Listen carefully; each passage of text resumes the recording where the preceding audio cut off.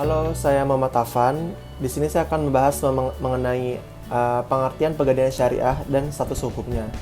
Menurut Kitab Undang-Undang Hukum Perdata Pasal 1150 disebutkan bahwa gadai adalah suatu hak yang diperoleh seseorang yang berutang atas suatu barang yang bergerak yang diserahkan kepadanya oleh seseorang berutang atau oleh seseorang lain atas dasar konsep dari pegadaian syariah, yaitu kita menggadaikan suatu barang yang kita punya untuk mendapatkan suatu pencairan dana yang berlandaskan kepada Al-Quran maupun Al-Hadis.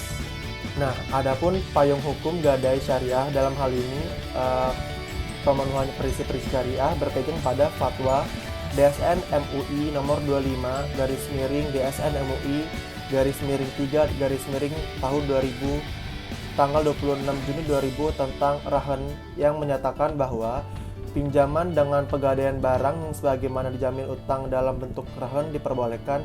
Dan yang saya baca mengenai prinsip-prinsip rahan tersebut, bahwasanya adanya pegadaian syariah ini sendiri menghindari kita dari lintah darat, seperti itu.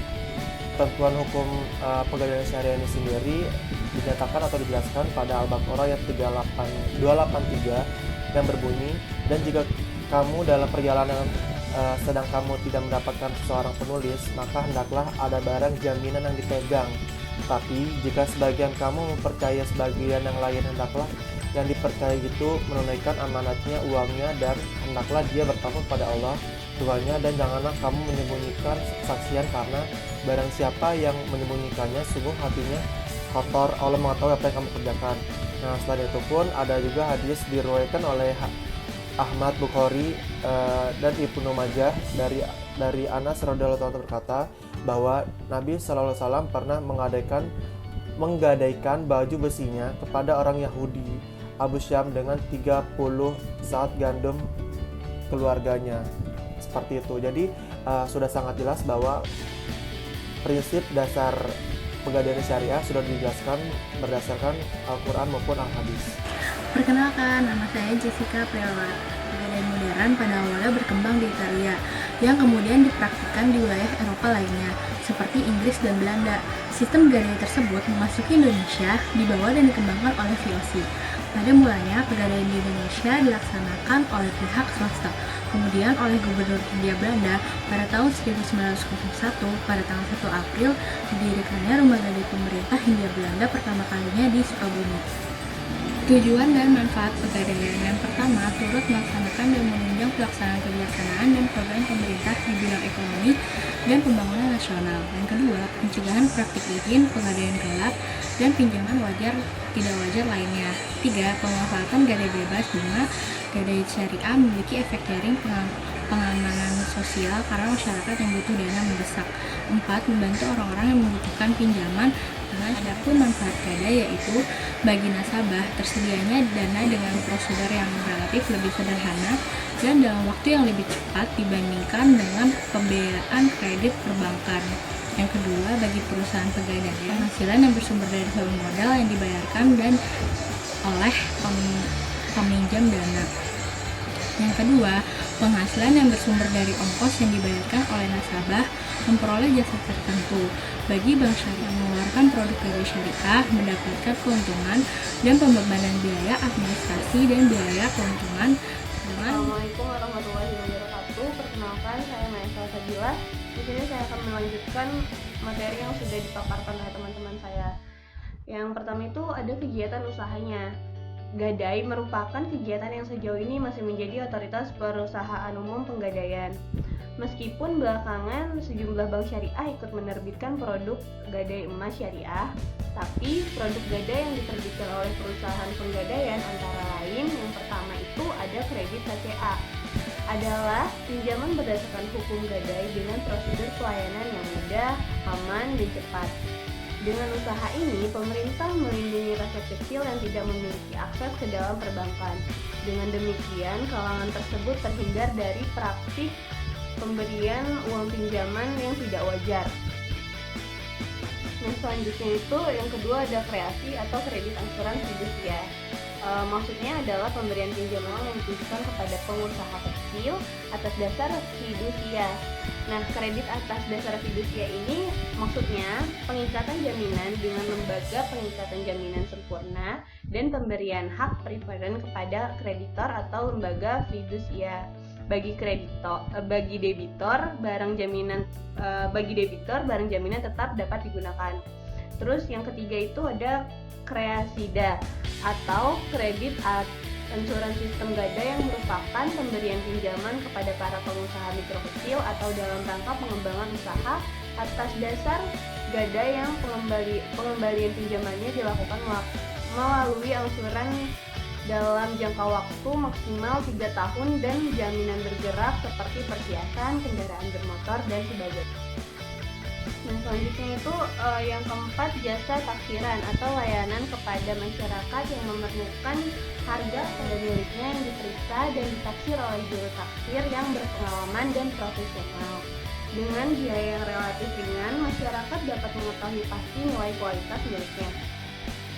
Yang kelima, ada jasa titipan atau layanan titipan barang berharga seperti perhiasan, emas, batu permata, kendaraan bermotor, surat-surat berharga seperti tanah, ijazah kepada masyarakat untuk menjamin rasa aman dan ketenangan terhadap harta yang ditinggalkan, terutama bila hendak meninggalkan rumah dalam waktu lama. Selanjutnya yang keenam itu ada gadai gabah, maksudnya kredit tunda jual komoditas pertanian yang diberikan kepada para petani dengan jaminan gabah kering giling. Layanan kredit ini ditunjukkan untuk membantu para petani pasca panen terhindar dari tekanan akibat fluktuasi harga pada saat panen dan permainan para tengkulak. Sistem kredit ini sama dengan gadai biasa. Selanjutnya yang ketujuh, gadai investa, yaitu salah satu produk perusahaan umum penggadaian berupa penyaluran pinjaman atas dasar hukum gadai dalam jangka waktu tertentu yang diberikan kepada nasabah dengan waktu jaminan saham yang tercatat dan diperdagangkan di Bursa Efek Indonesia dan obligasi negara retail atau ORI. Yang kedelapan ada Krista. Kredit usaha rumah tangga merupakan kredit yang ditunjukkan kepada para pengusaha sangat mikro yang bergabung dalam satu kelompok atau asosiasi dengan jaminan pokok sistem tanggung renteng di antara anggota kelompok tersebut. Perusahaan umum gadai melalui Krista berusaha merangkul para pengusaha sangat mikro atau guren yang berdasarkan yang sebagian besar adalah non-bankable untuk menggerakkan roda perekonomian dan usahanya. Yang kesembilan, gadai syariah atau RAH adalah produk jasa gadai yang berlandaskan pada prinsip-prinsip syariah, di mana nasabah hanya akan dibebani biaya administrasi dan biaya jasa simpan dan pemeliharaan barang jaminan atau ijarah. Selanjutnya yang ke-10, ARUM atau Aran untuk usaha mikro kecil merupakan pembiayaan bagi para pengusaha mikro kecil untuk pengembangan usaha dan prinsip syariah. Nah, lanjut ke materi selanjutnya yaitu barang jaminan. Jenis barang yang dapat diterima sebagai barang jaminan pada prinsipnya adalah barang bergerak antara lain. Yang pertama ada barang-barang perhiasan, yaitu seperti perhiasan yang dibalut dari emas, perhiasan perak, platina, baik yang berhias intan atau mutiara. Terus yang kedua itu ada barang-barang elektronik seperti laptop, HP, kulkas, telepon, tab, DVD, dan lain sebagainya. Lanjut ada barang-barang rumah tangga, mesin jahit, motor, kapal. Terus ada tekstil juga, barang-barang lain yang dianggap bernilai seperti surat-surat berharga, baik dalam bentuk saham obligasi maupun surat-surat berharga. Nah, materi selanjutnya akan dilanjutkan oleh teman saya. Terima kasih. Wassalamualaikum warahmatullahi wabarakatuh. Assalamualaikum warahmatullahi wabarakatuh. Perkenalkan, nama saya Diva Adisti. Pada video kali ini saya akan menjelaskan tentang sumber pendanaan. Pegadaian sebagai lembaga keuangan tidak berkenan untuk menghimpun dana secara langsung dari masyarakat dalam bentuk simpanan, misalnya giro, tabungan, dan deposito. Untuk memenuhi kebutuhan dananya, Perum Pegadaian memiliki sumber-sumber dana, yaitu sebagai berikut. Yang pertama, modal sendiri. Yang kedua, penyertaan dana pemerintah. Yang ketiga, pinjaman jangka pendek dari perbankan. Yang keempat, ada jangka panjang dari kredit lunak Bank Indonesia. Dan yang terakhir, dari masyarakat melalui penerbitan obligasi. Dan yang selanjutnya saya akan menjelaskan tentang mekanisme produk gadai syariah. Mekanisme produk gadai syariah ini terdiri dari 3 produk. Produk yang pertama itu ada produk gadai, yang kedua itu ada produk arum, dan yang ketiga itu ada produk gadai emas di bank syariah. Pertama-tama saya akan menjelaskan tentang produk gadai. Produk gadai memiliki prosedur pinjaman pemberian penjaminan yang dilakukan melalui beberapa tahap. Tahap yang pertama itu nasabah mengisi formulir pemerintah RAN.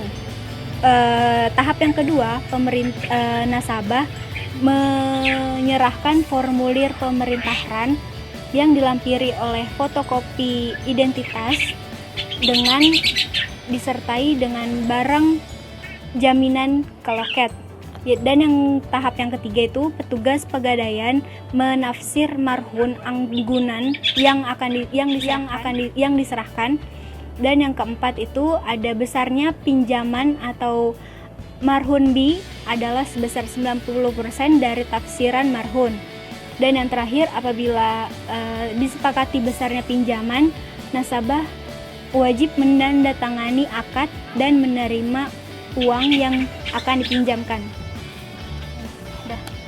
Produk yang kedua itu ada produk arum, merupakan singkatan dari RAN, yaitu untuk memenuhi pembiayaan bagi para pengusaha kecil untuk pengembangan usahanya dengan prinsip syariah.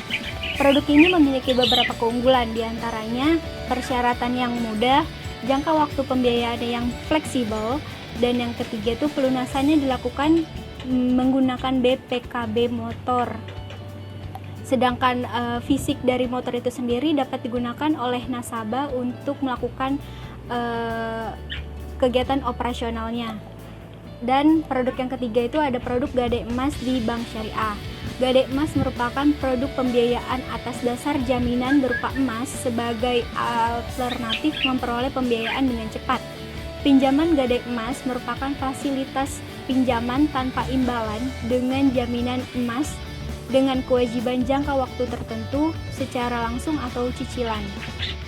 Di sini saya akan menjelaskan cara bertransaksi di penggadaian syariah. Yang pertama adalah gadai syariah atau ARA. Persyaratan untuk gadai syariah ini adalah membawa fotokopi KTP atau identitas lainnya seperti SIM atau paspor. Yang kedua adalah mengisi formulir peminatan RA. Yang ketiga adalah menyerahkan barang jaminan, yaitu barang bergerak seperti emas, perhiasan, berlian, kendaraan bermotor, atau barang-barang elektronik. Nah, yang selanjutnya adalah prosedur pemberian pinjaman RA. Pertama, nasabah harus mengisi formulir peminatan RA. Yang kedua adalah nasabah harus menyerahkan formulir peminatan RA beserta dengan lampiran fotokopi KTP dan barang jaminan ke loket. Yang ketiga adalah petugas akan menaksir anggunan atau barang jaminan yang diserahkan. Yang keempat adalah besarnya pinjaman atau mahrubin adalah sebesar 90% dari taksiran mahrun. Apabila disepakati besarnya pinjaman, nasabah akan menandatangani akad dan menerima uang pinjaman tersebut.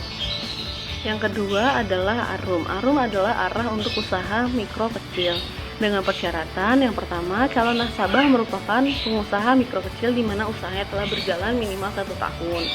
Yang kedua, memiliki kendaraan bermotor yaitu mobil atau motor sebagai anggunan pembiayaan.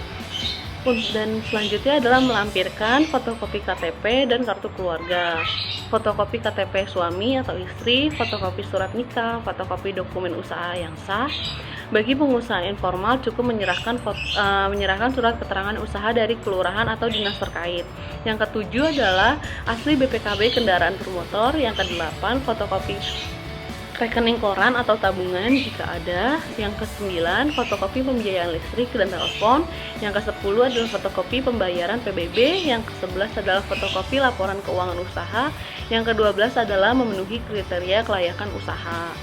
Untuk proses memperoleh pembiayaan ARUM, yang pertama adalah mengisi formulir aplikasi pembiayaan ARUM. Yang kedua, melampirkan dokumen-dokumen usaha, anggunan, serta dokumen pendukung lainnya yang terkait. Yang ketiga adalah petugas penggadaian memeriksa keabsahan dokumen-dokumen yang dilampirkan. Yang keempat, petugas penggadaian melakukan survei analisis kelayakan usaha serta menaksir anggunan. Yang kelima, penandatanganan akad biaya. Yang ketujuh adalah pencairan pembiayaan. Yang ketiga adalah mulia. Mulia atau murabahah logam mulia untuk investasi abadi adalah penjualan logam mulia oleh penggadaian kepada masyarakat secara tunai dan anggunan dengan jangka waktu yang fleksibel. Akad murabahah logam mulia untuk investasi abadi ini adalah persetujuan untuk kesepakatan yang dibuat bersama antara penggadaian dan nasabah atas sejumlah pembelian logam mulia disertai dengan keuntungan dan biaya-biaya yang disepakati. Untuk persyaratan mulia ini adalah fotokopi KTP pemohon, fotokopi kartu keluarga, fotokopi NPWP, dan kopi AD atau ART. Yang kelima adalah menyerahkan uang muka. Dan itu adalah 3 cara untuk bertransaksi di penggadaian syariah. Dari kesimpulan video ini, ARA adalah menahan salah satu harta milik si peminjam sebagai jaminan atas pinjaman yang diterimanya secara syariah. Yang kedua, penggadaian syariah dilakukan dengan 2 akad, yaitu akad erah dan akad ijarah. Yang ketiga, jenis barang yang dapat diterima adalah barang bergerak seperti tadi ada motor, mobil, emas, berlian, dan barang-barang elektronik. Dan yang untuk keempat adalah kegiatan usaha penggadaian, yaitu penghimpunan dana, penggunaan dana, dan produk dan jasa perum penggadaian. Yang kelima adalah mekanisme produk penggadaian syariah, antara lain produk gadai atau ARA. Yang kedua adalah produk ARUM, yang ketiga adalah produk mulia. Sekian dari video ini, terima kasih.